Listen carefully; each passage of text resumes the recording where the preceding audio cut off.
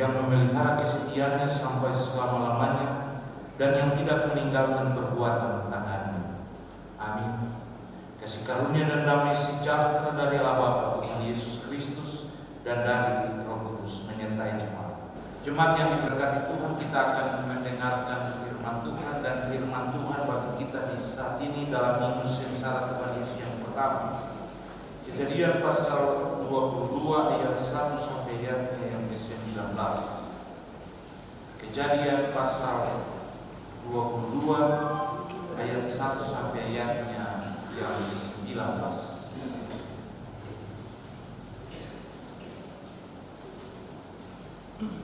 Dan sebelum kita mendengarkan bagian firman Tuhan, mari kita berdoa. Kita berdoa. Firman-Mu terbuka di tangan-tangan kami Tuhan. Tentu kami ingin membacanya, belajar, dan berusaha untuk memahami apa maksud dan makna Tuhan yang tersedia bagi kami, untuk kami memahami dan memikirkannya, menjalani proses perjalanan panjang di minggu yang baru.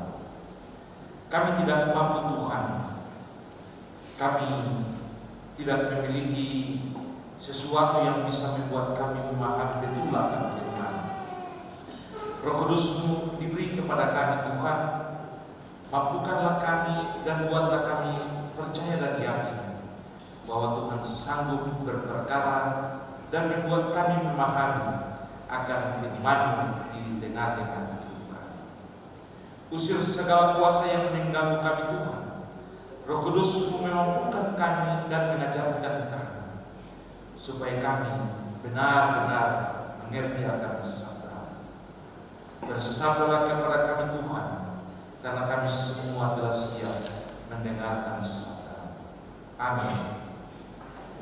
Kejadian pasal 22 ayat 1 sampai ayatnya yang ke-19 saya bacakan untuk kita sekalian. Berbunyi demikian. Kepercayaan Abraham diuji. Setelah semuanya itu Allah mencoba Abraham. Ia berfirman kepadanya, Abraham. Lalu sahutnya, ya Tuhan. Firman-Nya, ambillah anakmu yang tunggal itu, yang engkau kasihi, yang Ishak. Pergilah ke tanah Moria dan persembahkanlah dia di sana sebagai korban bakaran pada salah satu gunung yang akan kutakan kepadamu. Keesokan harinya pagi-pagi bangunlah Abraham. Ia memasang celana keledainya dan memanggil 2 orang bujangnya serta Ishak anaknya. Ia membelah juga kayu untuk korban bakaran itu. Lalu berangkatlah ia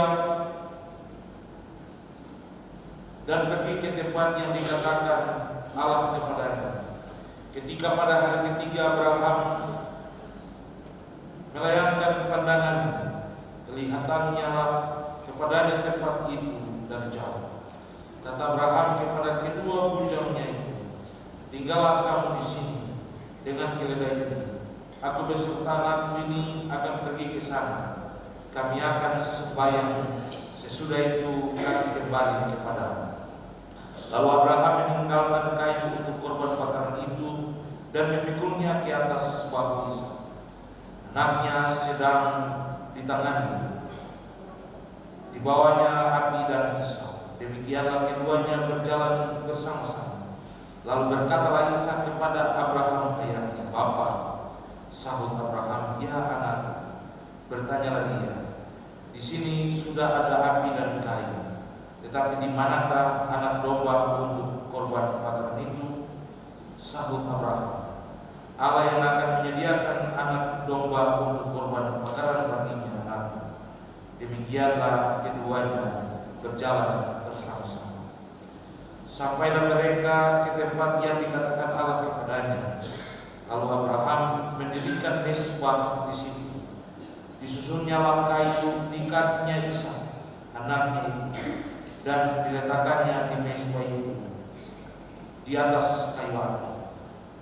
Sesudah itu Abraham mengulurkan tangannya, lalu mengambil pisau untuk menyembelih anaknya. Tetapi berserulah malaikat Tuhan dari langit kepadanya. Abraham, Abraham, sahutnya, ya Tuhan.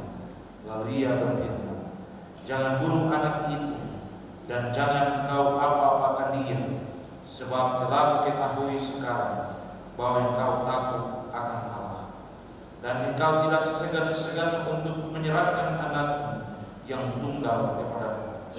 Lalu Abraham menoleh dan melihat seekor domba jantan di belakangnya, yang tanduknya tersangkut dalam belukar. Abraham mengambil domba itu, lalu mengorbankannya sebagai korban bakaran pengganti anaknya. Dan Abraham menamai tempat itu Tuhan menyediakan, sebab itu sampai sekarang dikatakan orang, di atas gunung Tuhan akan disediakan. Untuk kedua kalinya berserulah malaikat Tuhan dari langit kepada Abraham. Katanya, aku bersumpah demi diriku sendiri, demikianlah firman Tuhan, karena engkau telah berbuat demikian, dan engkau tidak segan-segan untuk menyerahkan anakmu yang tunggal kepadaku, maka aku akan memberikan engkau berkelimpah-limpahan, dan membuat keturunanmu sangat banyak, seperti bintang di langit dan seperti pasir di tepi laut, dan keturunanmu itu akan menduduki kota-kota musuhmu.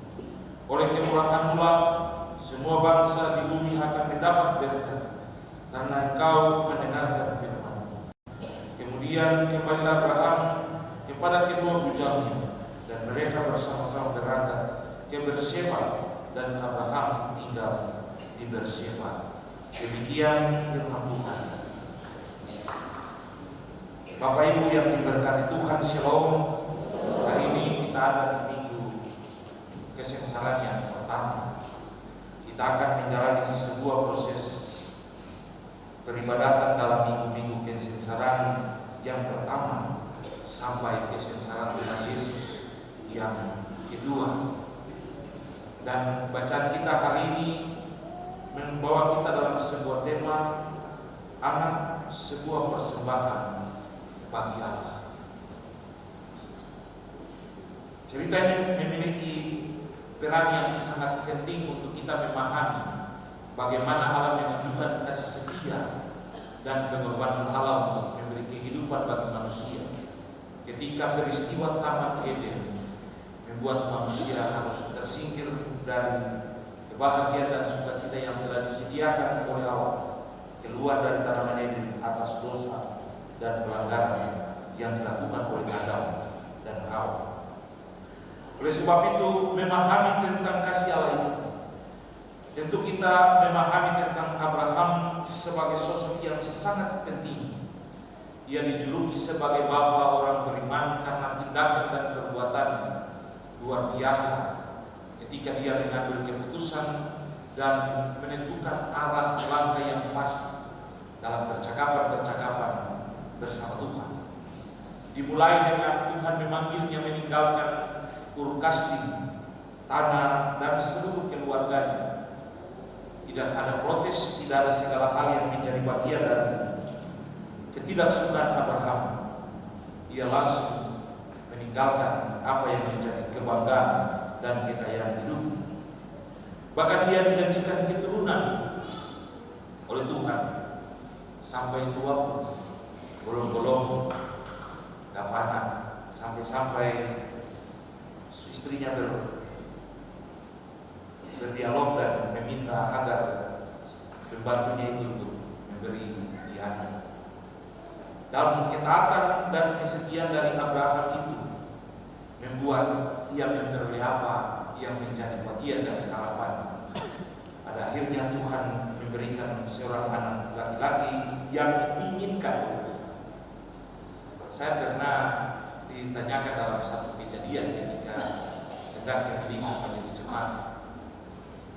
Jadi ada satu orang warga jemaat, dia mau jadi majelis jemaat tapi dia tidak mau nikah. Dalam percakapan dia bilang begini, Abraham saja selingkuh dengan Hagar, tapi dia dipilih oleh Allah. Ishak dan Ismail Allah, dan itu anak-anak yang didapat dari Allah. Jawaban juga harus saya beri yang pas, yang membuat dia harus bisa menerima. Jadi bukan mungkin lagi, tapi Roh Kudus ada dalam pikiran dan saya bilang benar, Ismail dan Ishak adalah anak yang diberikan Allah bagi Abraham. Tapi yang ditentukan, dipilih dan direstui oleh Allah cuma Ishak. Maka Ishak akan menjadi sosok yang penting bagi berkat selanjutnya. Itu jawaban saya, sehingga pada akhirnya bilang, ya kalau begitu saya mau menjadi orang pilihan Allah untuk diberkati. Akhirnya diminta untuk dinikahkan dan menjadi majelis Jemaat. Itu cerita di kampung. Tetapi Bapak Ibu sangat tertarik. Penantian yang begitu lama dan sebuah harapan yang menjadi bagian dari kehidupan Abraham untuk menjadi sosok yang penting karena ketaatan dan kerelaannya kepada Tuhan benar-benar diuji oleh Allah dalam satu peristiwa yang luar biasa. Bapak Ibu bisa membayangkan Tuhan yang telah menjanjikannya, Tuhan yang memberi pengharapan menjadi kebahagiaan bagi dirinya. Kenapa Tuhan meminta lagi apa yang menjadi harapan hidupnya ke depan? Kalau Ishak lepu, lalu Tuhan menjanji keturunan seperti bintang di langit dan pas di laut bagaimana?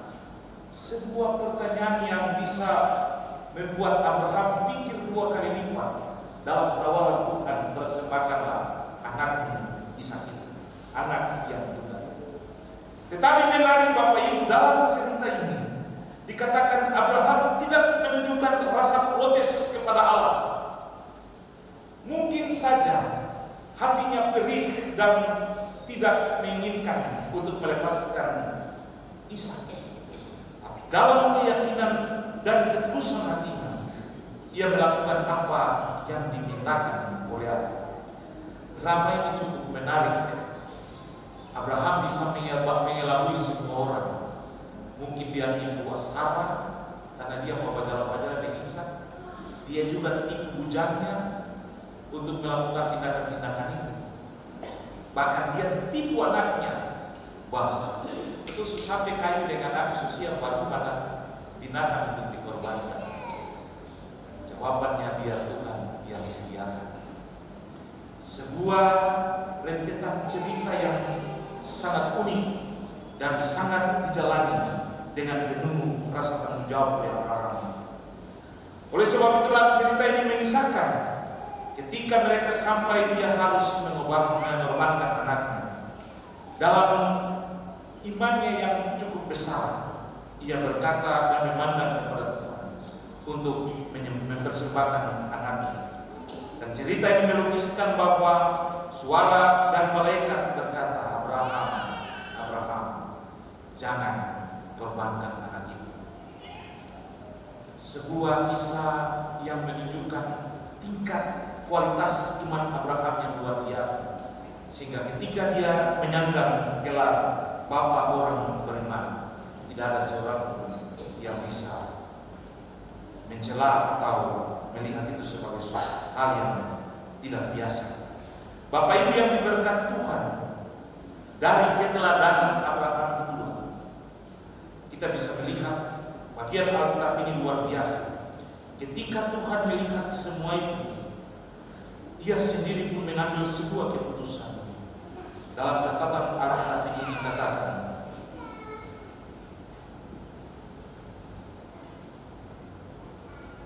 bahwa Tuhan akan menjaga dia, Tuhan akan memberkatinya, dan Tuhan akan membuatnya berlimpah-limpah dalam segala kelimpahan yang akan dia alami. Kita bisa lihat itu ayat dalam ayat 15 sampai ayatnya yang ke-19. Oleh karena tindakan Abraham, oleh karena segala perbuatan yang dilakukan oleh Abraham, oleh karena ketaatan yang dilakukan Abraham kepada Allah, oleh karena dia tidak pernah melawan dan mengabaikan perintah Allah, maka Tuhan memberikan janji berkat itu kepada Allah. Menarik Bapak Ibu, ketika kita ada dalam kehidupan kita dan perjalanan dalam hidup yang kita jalani. Di minggu sengsara Tuhan Yesus yang pertama, kita belajar bahwa sesungguhnya Allah itu telah lebih dahulu beri pengorbanannya kepada kita. Ia rela memberikan anaknya yang tunggal, bagian daripada hidupnya, untuk memberi kehidupan yang kekal bagi setiap orang yang percaya kepadanya. Oleh sebab itu, dalam menjalani proses kehidupan yang kita jalani, kita harus ada dan memiliki sebuah prinsip seperti Abraham yang harus kita jalani di tengah-tengah hidup ini. Ketaatan dan dengar-dengar kepada Tuhan adalah suatu hal yang harus kita lakukan sebagai tindakan jawaban kita atas kasih setia Allah yang besar di tengah-tengah hidup ini. Saya pernah cerita satu kisah. Dua orang bersahabat menceritakan segala kisah mereka pada satu temannya yang memiliki kekayaan yang luar biasa. Sambil menggendong anaknya, dia berkata, segala barang yang ada di sini boleh engkau minta, tapi anak yang aku gendong ini, jika engkau minta, tidak bisa diberi, karena ini anakku satu-satu. Tapi Kristus, Allah rela memberi Kristus sebagai sosok yang penting dalam keselamatan manusia. Abraham tidak pernah memikirkan Ishak, anak yang telah diberkati oleh Tuhan satu-satunya bagi dirinya. Dia rela memberi Abraham Ishak sebagai persembahan yang penting dan harus diterima oleh Allah. Ia tidak memikirkan untung rugi dalam segala sesuatu yang harus ia terima. Taat dan dengar-dengaran menjadi bagian hidupnya. Dan oleh sebab itu, Tuhan memandang hati Abraham yang tulus. Oleh sebab itu, Bapak Ibu yang diberkati Tuhan, kita harus ada dan memiliki prinsip seperti Abraham, bahwa kita tetap ada dan berjalan bersama Tuhan. Ia mau berdoa kepada Allah sesuai perintah Allah. Ia tidak timbang-timbang. Ia memohon kepada Tuhan walaupun itu menyakitkan bagi dirinya. Kita bisa membayangkan secara rasional dalam perjalanan panjang menuju tempat yang ditetapkan oleh Tuhan. Tuhan, saya tega sekali bahwa anak ini baru sambung dia, bersembah dia, hanya kepada Tuhan yang saya telah lihat dia, saya telah tahu dia. Ini pengorbanan yang sia-sia, ini pengorbanan lupa diri atau bagaimana? Pasti segala pikiran bercekam pada pikiran Abraham. Tetapi ia percaya bahwa Tuhan pasti memiliki waktu yang tepat. Oleh sebab itu tidak timbang-timbang, ia menunggu waktu Tuhan, dan dia tahu Tuhan pasti membuat segala sesuatu indah pada waktu ini. Kalau hal menunggu dan hal memikirkan, orang kalau ada masalah, ada kata yang berpedoman, kalau di Tuhan itu lama, kalau di polisi boleh cepat. Karena Tuhan itu selalu tunggu-tunggu. Tapi kalau polisi langsung hari ini juga hari ini. Waktu Tuhan bagi Abraham adalah waktu yang tepat. Sebab bagi Abraham waktu Tuhan tidak sama dengan waktu yang ditentukan oleh manusia. Tuhan pasti menyediakan sesuatu indah dan tepat pada waktu ini. Tidak heran kalau kita menyanyi, waktu Tuhan pasti yang terbaik.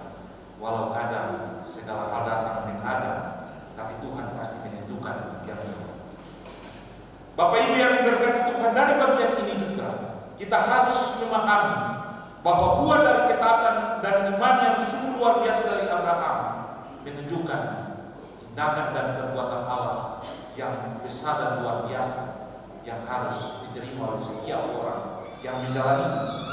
Tadi saya sudah katakan dari awal, dikatakan bahwa oleh karena ketaatan dan iman Abraham yang luar biasa, dikatakan, maka aku akan memberkati engkau berlimpah-limpah dan membuat keturunanmu sangat banyak seperti bintang di langit dan seperti pasir di tepi laut, dan keturunanmu akan menduduki kota-kota musuh. Itulah ketaatan, buah ketaatan iman dan segala hal yang dilakukan oleh Abraham. Maka ia mendapatkan apa yang dia inginkan di tengah-tengah Dari cerita ini tentu kita akan ada dan menjalani suatu proses kehidupan panjang dalam hidup yang kita jalani. Pesan firman Tuhan bagi kita bahwa taat dan dengar-dengaran tentu akan membawa kita suatu kebahagiaan yang kita inginkan ketika Tuhan mau memberi apa yang menjadi harapan kita. Kemudian ketika kita berdoa, kita harus memiliki iman yang teguh seperti Abraham, yakin bahwa Tuhan pasti melakukan apa yang bisa kita terima di dalam hidup ini. Sebab waktu Tuhan adalah waktu yang ditentukannya, dan itu pasti. Ia tidak pernah memberi waktu yang tidak punya kepastian. Tuhan selalu memberi waktu yang punya kepastian untuk menjalani dan menikmati sebuah kehidupan yang dijalani dengan hidup ini.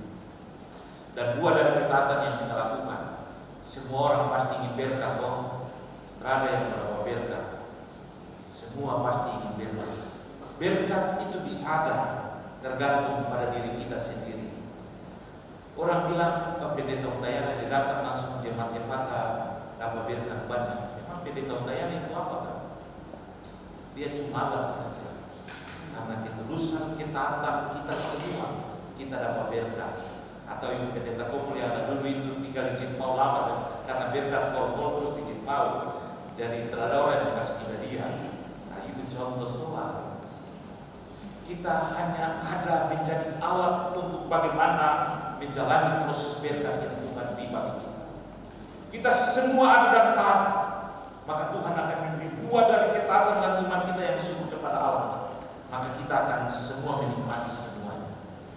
Saya kira hidup jemaat yang bila lepas melanda hidupku, bila putus asa dan letih sudah seterusnya, dalam refnya akan membuat kita berkat Tuhan mari hidup maka akan kagum oleh kasih. Kasih Allah itu tetap ada dan terus menjadi bagian kehidupan kita. Ketika kasih Allah itu dijawab dengan ketaatan dan penguatan iman yang tulus kepada Allah, maka Tuhan akan berkata, tidak ada yang susah di republik ini ketika dia tidak bertindak dan melakukan yang luar biasa. Mari Bapak Ibu, kita belajar taat, kita belajar memiliki iman yang sungguh. Jangan kita mengikuti kemanusiaan kita, jangan mengikuti apa yang ada pada kita, lalu kita lupa bahwa Tuhan punya kehendak dan segala-galanya yang Dia lakukan.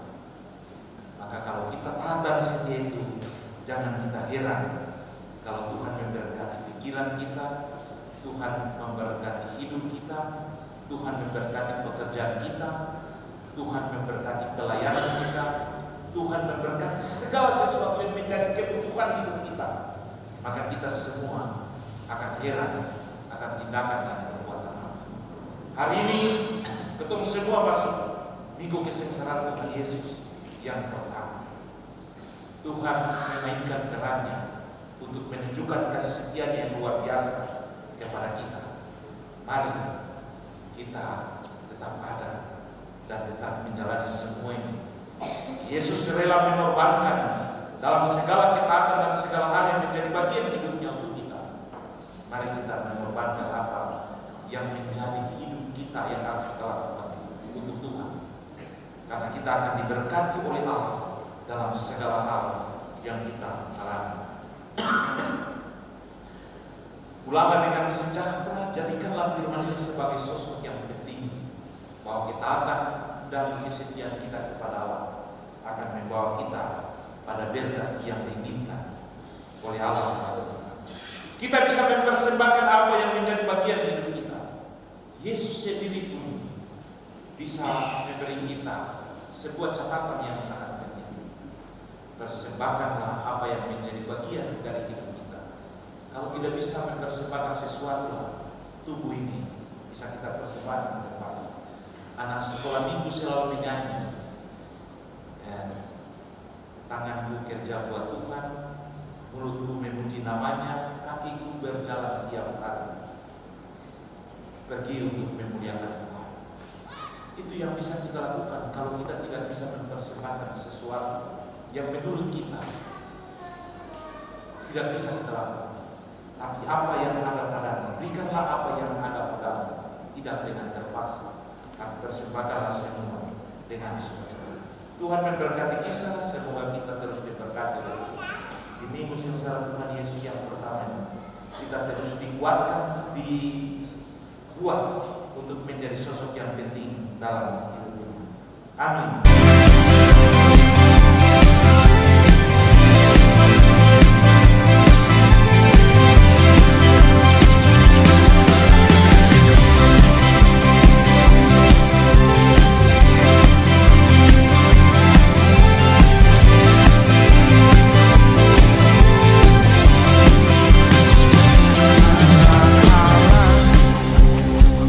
Yesus namanya menyembuhkan, memulihkan, bahkan mati tebus dosaku, kubur kosong membuktikan Dia hidup.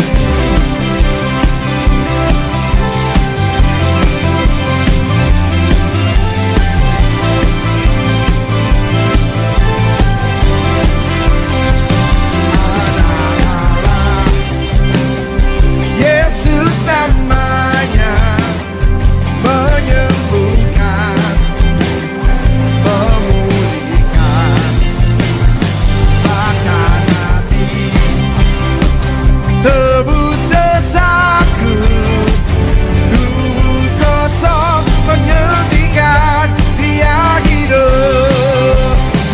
Sebab Dia hidup, ada hari esok.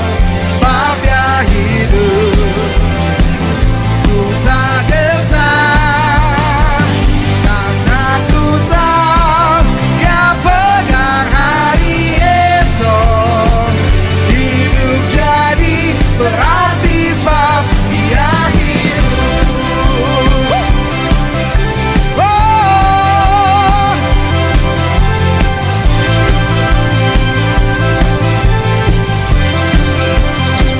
anak Allah, Yesus namanya menyembuhkan, memulihkan, bahkan mati tebus dosaku, kubur kosong membuktikan Dia hidup.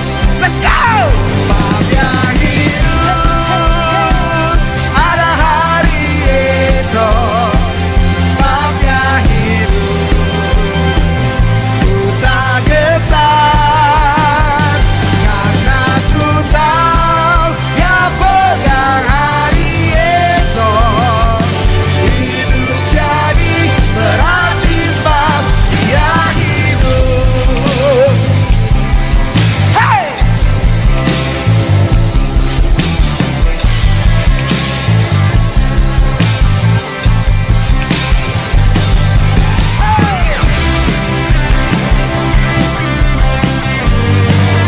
Kubur itu telah kosong, dan Kau membuktikan hanya Kau juru selamat satu-satunya. Oh yeah, oh, alam maut tak berkuasa atasmu.